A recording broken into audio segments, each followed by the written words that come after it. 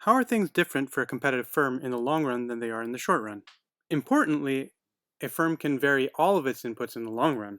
And if there's a loss, a firm can shut down in the long run. So a firm is going to pick the quantity that maximizes its profit based on a forecast of what the future is going to look like. So it's going to pick the inputs that are going to be fixed in the short run, but it's going to pick these over the long run in a way that maximizes profit given some forecast of what the future is going to look like. Now, what happens if that forecast is wrong? Well, in the short run, it's going to be stuck with the wrong input, but over time, it can be fixed. So over the long run, it could again pick the correct inputs. It can make a correction for any errors that were made in the forecast. So let me demonstrate that with a sort of an example. So let's say you had a plant that was too small, and your marginal cost curve or your supply curve was this one right here, and your average cost curves were these two. So you've got your average cost and your average variable cost. What is this firm going to do if in the short run the price is 35? Well, the firm is just going to say, well, the price is 35. Let's look at where my supply curve is, 50. So I'm going to produce 50 units in the short run.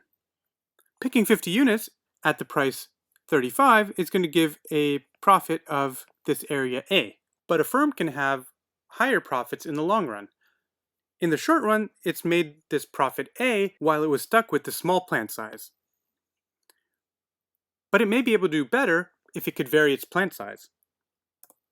So let's suppose with a better plant size, it's able to produce at the same price. It can produce 100 units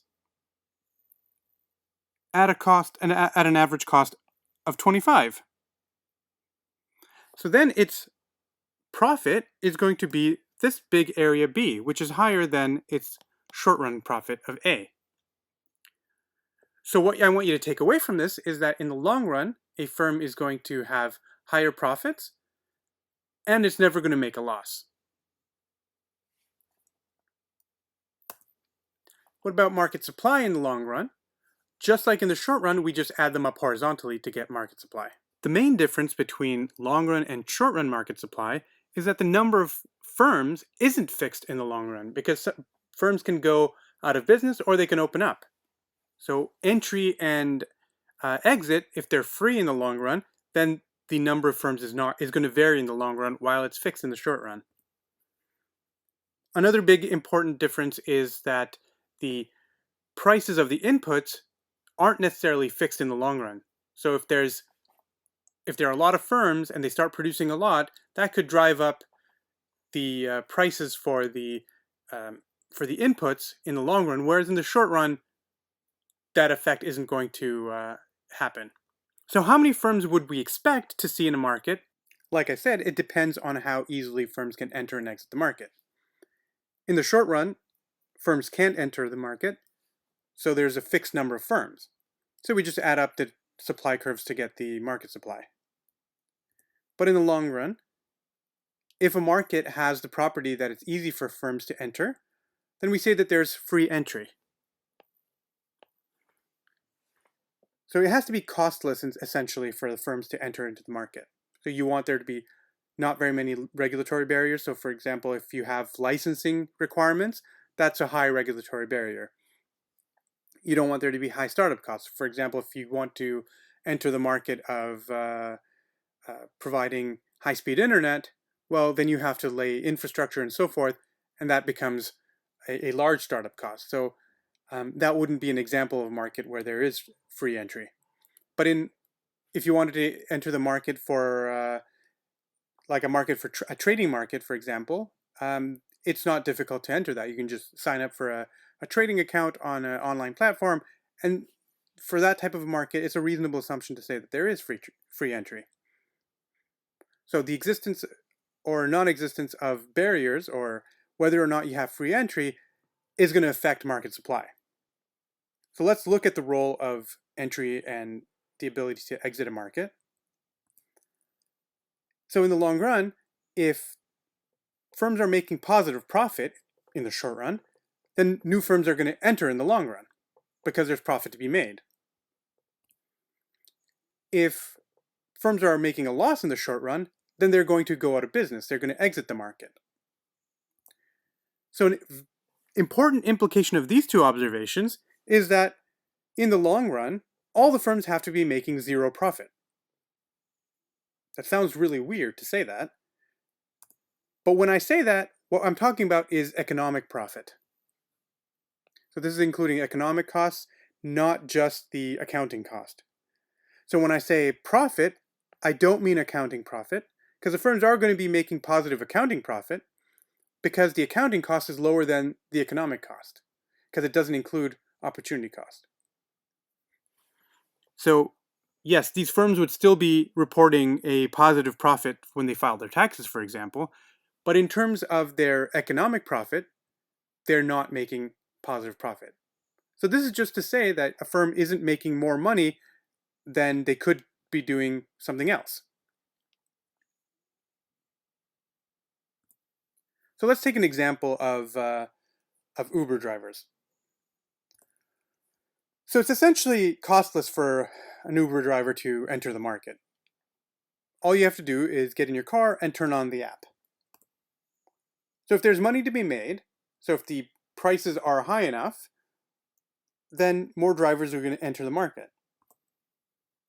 But as more drivers enter the market, the prices are going to come down. So if there's surge pricing, for example, there's going to be incentive for more drivers to start driving.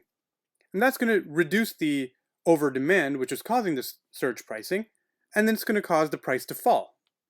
And that's going to cause the profits of the Uber drivers to fall. This is going to continue until the last driver who enters the market makes zero profit. Well, what do I mean by that? We don't mean, when I say zero profit, we don't mean that he's not making any money. What we mean is that the driver's economic profit is zero. And so that economic profit includes the opportunity cost. So the driver isn't any better off going to drive than they would be, let's say, staying at home and relaxing. So their value for relaxing is as high as the extra money, is worth as much to them as the extra money they would get from driving. So the driver is still making positive accounting profit, but their economic profit would be zero. Are there situations where entry isn't free? There certainly are. So the kinds of things that cause entry not to be free are things like licensing. So think of traditional taxi cabs where you need a license to operate a taxi cab, as opposed to an Uber. Well, entry isn't free because there's a lengthy, costly licensing process. Think of utilities. So in order to start a utility company, you need to install infrastructure. So there's a very large startup cost. So think of also industries where there's a limited amount of resource for the critical inputs. So when you think of cell phone companies, you need what's called wireless spectrum to be able to broadcast the signal required to operate a wireless service. And there's only so much of that to go around. And so there's only a few firms that are able to operate. And once you've allocated all the existing spectrum, you can't have new firms entering the market.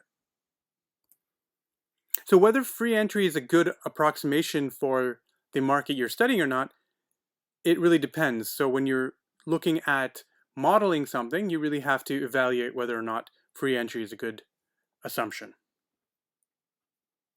Now we've talked a lot about entry. We should also think a little bit about the role of exit. What the role of exit is to say that the last firm that enters isn't going to be making a loss. So if demand shifts to the left, for example, causing the profits of the existing firms to fall, then there's going to be firms that are going to start going out of business because they're making losses. Because if exit is free, because exit's free, firms that are making a loss are going to start shutting down. If there are fewer firms, remember we add up the supply curves horizontally to get the market supply. If there are fewer firms, this is going to amount to the market supply shifting to the left. That's going to cause the prices to go back up. And that's going to decrease the losses that the firms that didn't shut down are going to suffer. So as long as firms are still losing money, more firms are going to drop out of the market.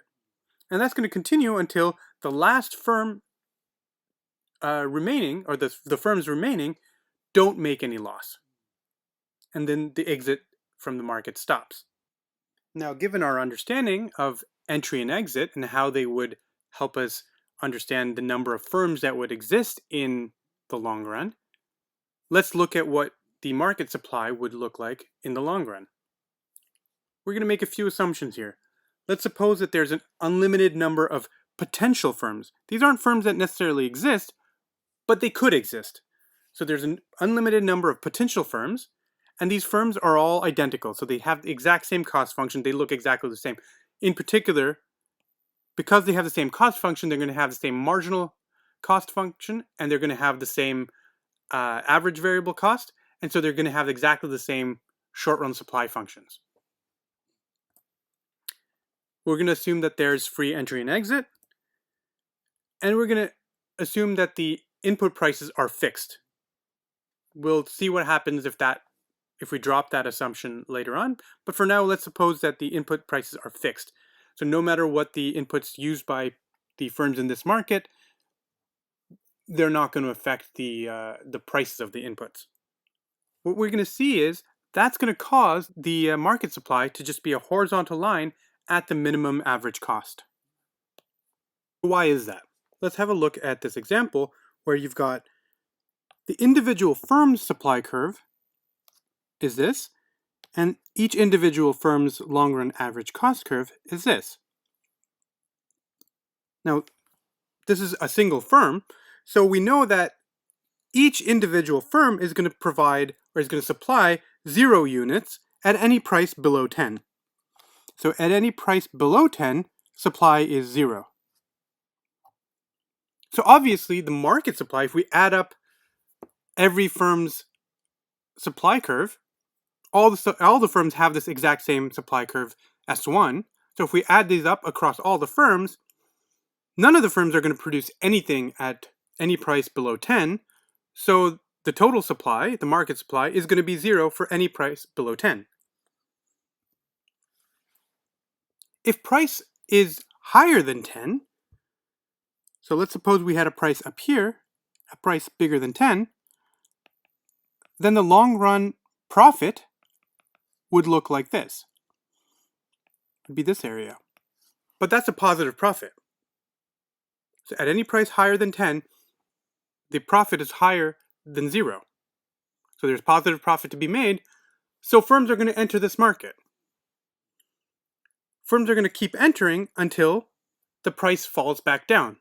So because firms keep entering, the supply curve is going to keep shifting to the right, price is going to keep following, and this is in the short run, until we're back in the long run. Over the long run, the price is going to fall back down to 10. In other words, for any price higher than 10, the firms altogether would produce any arbitrarily large quantity. So the price in the long run would have to stay at 10. Now, at exactly 10, how much does any one firm want to produce? Well, a single firm at the price 10 optimally produces 150 units. So if we had n firms, you would have n times 150 units being supplied. So for any n, you would have n times 150 as your supply. Since every firm makes 0 profit at the price 10, we could have any number n of firms operating in the market. And because we can have any number n firms, we can have any quantity Q supplied at the price 10. So the market supply is the horizontal line at the price 10, which is the minimum average cost. What happens if those 3 conditions aren't met? So let's suppose we don't have free entry, then the number of firms is fixed in the long run. So market supply looks just like the short run market supply, so it's going to be an upward sloping curve. So when we add up these individual firm supply curves, the result is an upward sloping market supply curve. What if the firms are different? So let's suppose you don't have identical firms. So you're going to have some efficient firms that are so they're able to produce at a low cost, and you have some less efficient firms that produce at a higher cost. Then at the low price, you're going to only have the low cost firms, and at the higher price, you're going to have all the firms active. So you'll see, in this case, you would have an upward sloping market supply curve for lower prices, and then once the price gets high enough, it would become horizontal. What if input prices varied with market output? If the prices rise as market output rises, that's going to cause the market supply curve to slope upwards.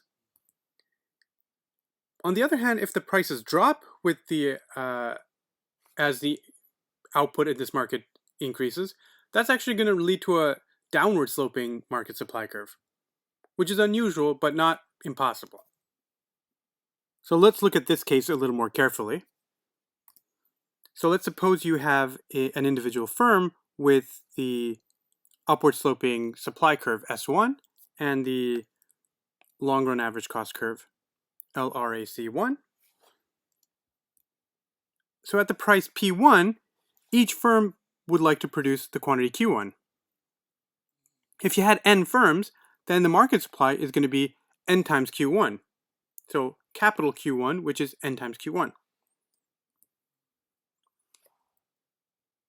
At a quantity Q2, which is bigger than this, so if we go from this quantity to a larger quantity, so this was Q1, and we go to Q2, which is n times little q2, so each firm increases from Q1 to Q2, then the input becomes more expensive. Remember, we're looking at a case where the price rises as the total market, the prices of inputs rises as the total market output increases. What this is going to do is that because the inputs became more expensive, the supply curves are going to shift leftwards. You're going to shift from S1 to S2. And that's because the cost curves shift up. Because the inputs are more expensive, the marginal cost shifts up and the average cost shifts up. So what this does then is that to produce this quantity, you can't do it at this price. The firms are going to need the price P2, which is the minimum average cost at the higher input prices. So we have an upward sloping market supply curve. So just to recap what we just saw, in the long run, the market supply is going to be horizontal at the minimum average cost if we have free entry of identical firms and the prices of the inputs don't change as the market output for the good that in question increases. If any of those three conditions fail, then you could have an upward sloping long run supply curve.